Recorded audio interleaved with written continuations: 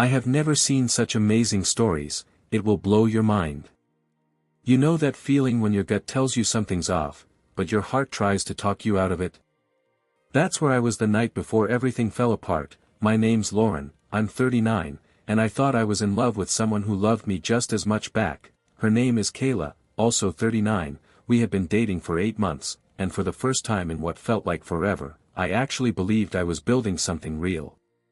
Kayla had gone on a work trip to Las Vegas, a few days ahead of me, because the plan was for me to fly in later and spend the rest of the trip together. We had booked dinners, spa time, a Grand Canyon tour.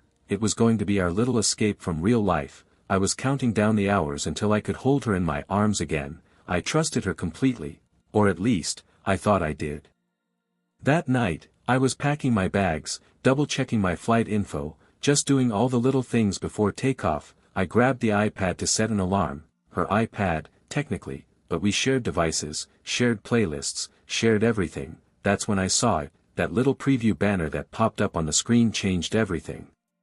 It was a screenshot, a photo of a message she had sent to her best friend, Tyler. I didn't even open it at first, I just stared at it like it couldn't possibly be real, but my fingers were already moving, clicking, zooming in, trying to make sense of the words that were sitting there like a punch to the chest.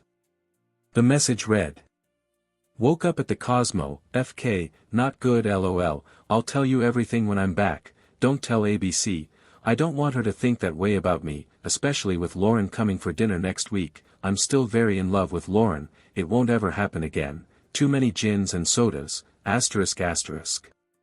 You guys, my whole body went cold, you know that kind of cold that starts in your chest and spreads to your fingers. I couldn't even feel my hands, I had to read it 3 times before I could breathe again, because that message. It wasn't just some vague, regretful thing. It was a confession, a casual, drunk text kind of confession that completely shattered the reality I thought I was living in. And the worst part? She had no idea I saw it. She must have screenshotted it for herself before deleting it from WhatsApp. Her iCloud synced it straight to the iPad, like the universe wanted to make sure I saw it with my own 2 eyes. There it was, time-stamped, detailed, raw. I wasn't snooping, it was just there, a digital accident, but it felt like fate. I took a screenshot myself, my hands shaking. I sent it to her without saying a word. I just texted the photo with a single question. "What is this?" It took her 10 minutes to respond, and I swear, each second felt like a hammer slamming into my ribs. When she finally replied, it was a long, panicked block of denial. She claimed she had blacked out, she said she didn't remember what happened, she said nothing really happened, just drinks, bad decisions, bad company. She admitted meeting a man at a speakeasy in the Cosmopolitan hotel. She said she ended up in his room, sick, dizzy, too drunk to function, and passed out on his sofa. I was just supposed to believe that. That my partner got so drunk she couldn't remember, but also somehow remembered enough to know she did nothing wrong. I asked her, why screenshot the message to your best friend if you were planning to delete it? She had the nerve to tell me she wanted to remember what she said, because it didn't make sense to her either, but my heart screamed a different story. She deleted it because she didn't want me to find it, not because she needed it for clarity. And that's when it all clicked. The morning after her night out, I remembered it clearly now. I had tried calling her at 7:30 a.m., just to say good morning, to feel close to her. She didn't answer. She texted me, still sleeping, and then ignored my follow-up call right after. I thought it was odd at the time, but I let it go. I trusted her. But now I knew the truth. Later, I found out she was still in that man's hotel room until 9 a.m., that's 2 full hours after she ignored my call, the same call I made with a smile on my face, lying in bed, excited to see her soon. She said she threw up and passed out on the sofa in his suite. She swore nothing happened. She swore up and down that she didn't touch him, that he didn't touch her. She looked me in the eye and said, "I would never do that to you." But how do you reconcile "I would never" with "I woke up at the Cosmo, F***K"? How do you pretend you're still in love with someone when they lied to your face and hid behind blackout excuses? I felt like I was living in a movie I didn't audition for, like the other woman, in my own relationship, and worst of all, the plane tickets were already paid for, I was supposed to get on that flight in less than 12 hours, to go spend the weekend with someone I no longer recognized. You won't believe what happened next. The next morning, I sat in the terminal, staring at the blinking screen showing my gate number, my coffee going cold in my hand. I hadn't slept, not even a little, my eyes were puffy, my mind spinning, and I kept rereading that message like it was some twisted riddle I hadn't solved yet. I had every reason not to get on that flight, but I still boarded the plane. I know what you're thinking, why would you go? Why would you even show up after that? And honestly, I don't have a good answer. I think part of me wanted to look her in the eyes, see if the guilt showed up on her face, part of me was still in denial, praying I was overreacting, hoping maybe there was a version of this where she was telling the truth, but mostly, I think I needed to feel in control again. I needed to be the one who decided when this ended. When I landed in Vegas, everything looked different. The neon lights didn't feel fun anymore, they felt fake, like a city built for pretending. Kayla met me at baggage claim, and I almost didn't recognize her. Her hair was pulled back, her smile was too forced, and her hug, it felt hollow, like she was trying to act like everything was normal when it clearly wasn't. She didn't bring up the message right away, which I honestly found insane, like, we were just going to act like I hadn't uncovered a confession the night before. But that's the thing about people who lie, they'll drag you into their script if you let them.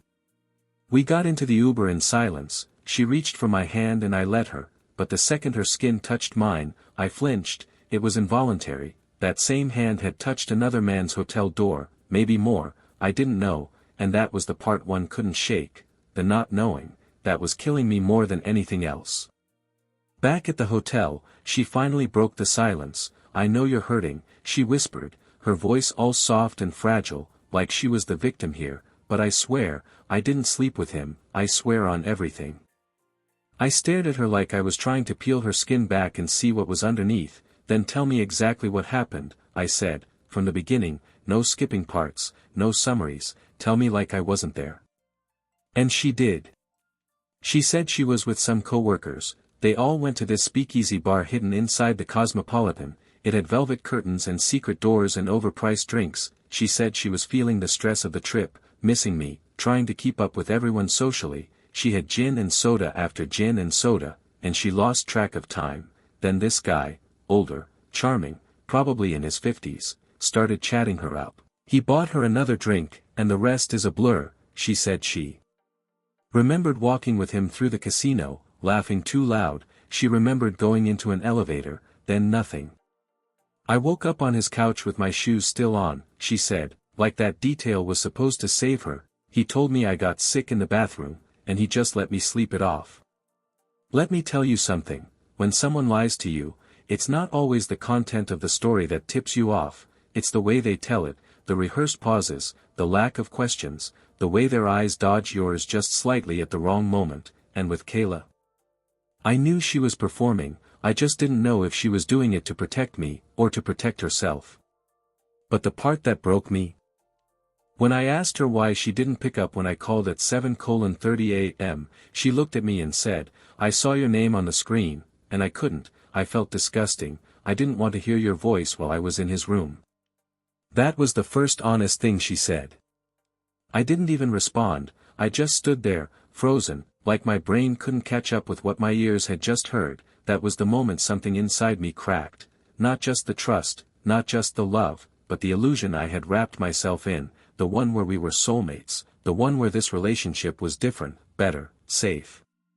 We still had 2 more nights booked in that hotel. I didn't know what to do.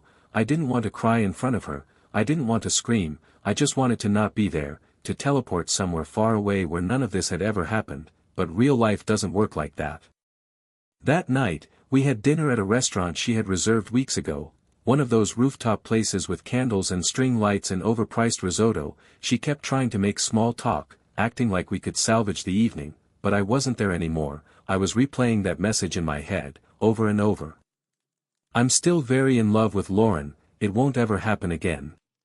You don't say, it won't ever happen again, if nothing happened. You don't confess to your best friend in a message you screenshot unless you're trying to archive the guilt before it disappears. And you definitely don't sneak around deleting messages and hiding behind blackout stories if you're being honest. After dinner, we went back to the room in silence. She tried to hold me again. I let her, not because I wanted to, but because I wanted to remember what it felt like, the version of her that I thought I loved. I didn't sleep that night either. And the next morning, I made a decision that changed everything. The next morning, the sun was blinding through the hotel curtains, like even the sky didn't want to let me hide from the truth anymore. I sat on the edge of the bed, still in the clothes I'd worn to dinner the night before, staring at the floor like it could give me answers I wasn't getting from the person I was supposed to trust the most. Kayla was still sleeping, or pretending to sleep, I couldn't tell anymore. Everything she did felt like a performance, like I was suddenly living with a stranger who had memorized my girlfriend's lines. That's when it hit me. This wasn't just about one night in Vegas, this wasn't just about a drunk mistake or some fuzzy blackout story she kept hiding behind, this was about something deeper, the kind of betrayal that digs under your skin and makes you question every single memory you thought was real, and I couldn't live in that uncertainty anymore. So I got up, quietly, grabbed my bag, and walked out of the room. No note, no goodbye, nothing. I didn't go to the airport, not yet. I needed space, I needed time, I needed to feel like I was in control of something again, even if it was just where I was standing. I took a cab to the Bellagio fountains. I sat on a bench for hours, watching tourists take selfies and kids throw pennies into the water like their wishes actually meant something. I wondered what I would have wished for a week ago, probably something stupid, like more time together, or a promotion so we could finally move in, but now. All I wanted was clarity, proof I wasn't crazy for feeling like my heart had been ripped out and gift-wrapped in lies. Kayla started blowing up my phone around noon, text after text, voicemails filled with, "I'm sorry," and, "Please just talk to me," and, "I love you," but the one that broke me?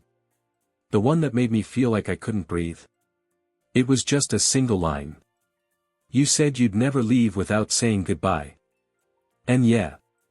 I had said that, months ago, after one of our first fights. It was stupid and small, something about forgetting to call, but I had looked her in the eyes and promised, whatever happens, we always say goodbye. But how do you say goodbye to someone who already left you in every way that counts?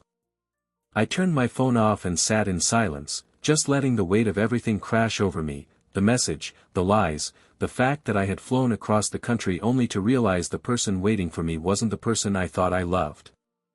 And still, a part of me wanted to go back, to pretend none of it happened, to hear her say it again. I didn't sleep with him, I swear, and just believe it this time, because the truth was suffocating.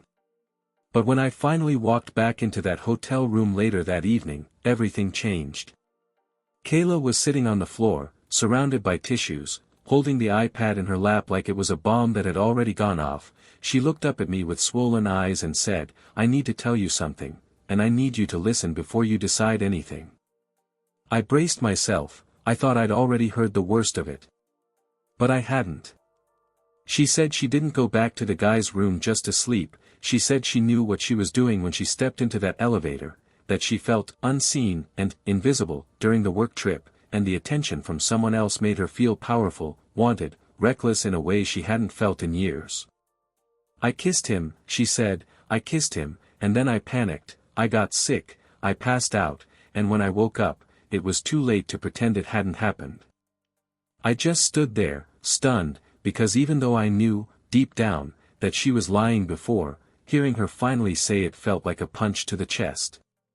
"You lied to me," I said, my voice shaking, over and over again, "even after I showed you the message, even after I knew. I didn't want to lose you," she whispered, barely audible. "I thought if I could make you believe nothing happened, maybe we'd be okay. But that's the thing, you don't build love on a lie, you can't rebuild a house with shattered bricks," and I knew in that moment, no matter how much I loved her, no matter how many memories we shared, I couldn't unhear what I just heard. I couldn't unfeel the betrayal. I walked to the window, trying to catch my breath. My chest felt tight, like the grief was trying to crawl out of my body all at once. She came up behind me and put her hand on my back, and I didn't move. I just let her hand rest there, not because I wanted her touch, but because I needed to remember how it felt to finally know the truth. "I don't hate you," I said after a long silence, but I can't be with someone who chooses someone else, even for a night, and then lies about it. She started crying again, but this time, I didn't comfort her. This time, I let her feel it. Because for once, the pain wasn't mine to carry alone. The flight home was a blur, just this endless loop of bad coffee, recycled air, and me trying not to cry in seat 14A. I stared out the window the entire way, not because there was anything to see, but because I couldn't bear to look at anyone. I felt like my heartbreak was stamped on my forehead like some kind of emotional scarlet letter. You ever have that moment where your entire body feels heavy, not from lack of sleep or physical exhaustion, but from the weight of disappointment? That was me, dragging my suitcase through the airport like it held every broken promise Kayla ever made. The minute I walked into my apartment, I realized how loud silence can be. No music playing from her Bluetooth speaker, no half-full water bottle on the counter, no shoes kicked off near the door, just me, alone, with the truth. I set the suitcase down and collapsed onto the couch without even taking off my shoes. That's when the real breakdown hit me, the ugly, choking kind of cry where your body folds in on itself. It wasn't just about the betrayal, it was about everything that came before it, all the nights I'd stayed up worrying if I was enough, all the times she'd said, "Trust me," with that little smirk like she held all the cards. And the worst part? I still missed her. How do you miss someone who shattered you? How does love cling to the wreckage like it doesn't know better? 2 days went by before I heard from her again. She sent a long text, too long, one of those, "I know I messed up, but please understand," messages filled with half apologies and justifications. She said she talked to her therapist. She said the Vegas trip made her realize she had unresolved issues with attention, abandonment, alcohol, you name it. It was like she'd opened a self-help book and thrown every keyword at me hoping one would stick. "I love you," she wrote at the end. "I didn't mean to hurt you. I'm willing to do whatever it takes to fix this." And I just stared at it, rereading it over and over, until the screen went dim in my hands. Here's the thing no one tells you about betrayal: it doesn't just hurt, it makes you doubt your own instincts. I kept asking myself, what if she really is sorry, and, what if I never find someone who loves me like she did when things were good? But that's the catch, isn't it? It was only good until it wasn't, and when it wasn't, it was devastating. Later that week, I did something I didn't expect. I talked to her best friend's wife, the same woman Kayla begged not to tell about the message. Let's call her Nicole. I sent Nicole a short text asking if she had a minute to talk, and to my surprise, she called me right away. What she told me changed everything. Nicole had heard about that Vegas night, before I ever did. Apparently, Kayla had called her the next morning, panicked, saying something like, "I screwed up, I think I cheated, I don't even remember half of it." Nicole told her to be honest with me, to come clean, but Kayla didn't. She crafted a story instead, the whole "I just passed out on the guy's couch" version, because she thought she could spin it into something less damning. That was the moment it all clicked. She didn't lie to protect me, she lied to protect herself. And somehow, hearing it from someone else made it so much worse, because it wasn't just my gut telling me anymore, it was proof, cold, clear, undeniable proof. I remember hanging up the phone with Nicole and just sitting there in the dark, my face numb, my heart finally giving up on the idea of fixing what was never whole to begin with. You won't believe what I did next. I texted Kayla. "I know everything now," I talked to Nicole, "don't contact me again." That was it, no more pleading, no more back and forth, no more second chances for someone who already got more than she deserved. I blocked her number. I deleted every picture of us from my phone. And for the first time in a week, I slept. It wasn't peaceful, it wasn't perfect, but it was quiet. You might think the story ends there, but trust me, the real twist was still coming. What happened a few weeks later completely threw me off and made me question everything again. A few weeks passed, and I started putting myself back together piece by piece, you know, the way you do after someone takes a sledgehammer to your heart. I was journaling, hitting the gym, walking aimlessly through Target like a suburban zombie, and for the first time in months, maybe longer, I could breathe without Kayla taking up space in my lungs. Then, out of nowhere, I got an email. Not a text, not a call, an email. The subject line just said, "Please read this before you delete it." It was from a name I didn't recognize. At first, I thought it was spam, but something, maybe morbid curiosity or the leftover burn of betrayal, made me open it. And that's when everything shattered, again. The email was from a woman named Tessa. She wrote, "Hi, you don't know me, but I think we need to talk. I met your partner Kayla in Vegas. She didn't tell me she was in a relationship. I found out later, and I felt sick. She gave me a fake name at first, said she was in between things, but she spent the night with my friend, the 51-year-old man you probably heard about. She was with both of us that night." My stomach dropped, the world tilted. I had to read it twice to even begin to process what she meant. Both of them? I scrolled down and saw screenshots, texts between Kayla and Tessa, timestamps from the night in question, photos of Kayla at a bar in the Cosmopolitan, laughing, arm around a man and another woman, Tessa. I only found out she was taken when I asked if she was on Instagram and noticed the tag on your couple photo. I confronted her later through WhatsApp, and she blocked me. I felt guilty ever since. I thought you deserved to know the whole truth. I couldn't breathe, I couldn't move.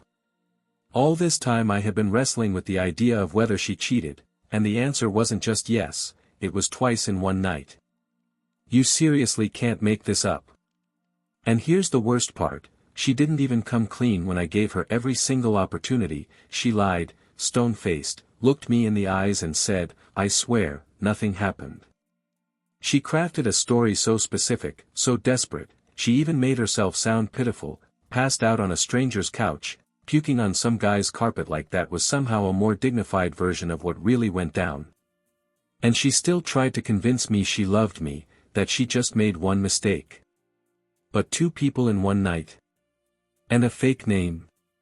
And still planning for me to fly out and spend the rest of the trip with her. That's not a mistake, that's calculated. That's cold.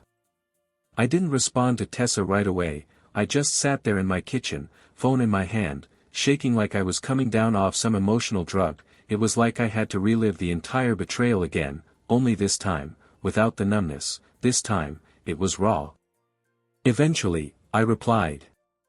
"Thank you, I believe you. I don't think I ever wanted to, but now I don't have a choice." She responded once more, said she was sorry, said Kayla was charming in the worst way, the kind of charming that makes you forget to ask questions until it's way too late. That night, I did something I hadn't done since this all started. I laughed. Not because it was funny, but because it was so outrageous, so ridiculous, that laughing was the only thing left to do. You know that kind of laugh where your chest hurts and you're still crying at the same time? Yeah, that one. I sat there, cross-legged on my kitchen floor, in pajama pants and mismatched socks, and I laughed at how blind I'd been, how I'd almost believed she deserved another chance. The woman I loved, the woman I was flying across the country to see, couldn't even be faithful for 2 nights. Here's what I know now. Sometimes, closure doesn't come from the person who hurt you, it comes from a stranger who had no reason to help you but did anyway. Sometimes, love isn't enough, trust is the real foundation, and once that's gone, you're just building a house on sand. And sometimes, the final twist isn't about them, it's about you. It's about the moment you stop asking why they did it and start asking why you ever tolerated less than you deserved. I deleted the last of Kayla's emails, blocked every way she could reach me. I even changed my number, and for the first time in forever, I wasn't waiting for another apology, I wasn't waiting for an explanation, I had all the proof I needed. She did what she did. And I walked away. And if you take anything from my story, let it be this. If someone shows you who they are in Vegas, believe them the first time.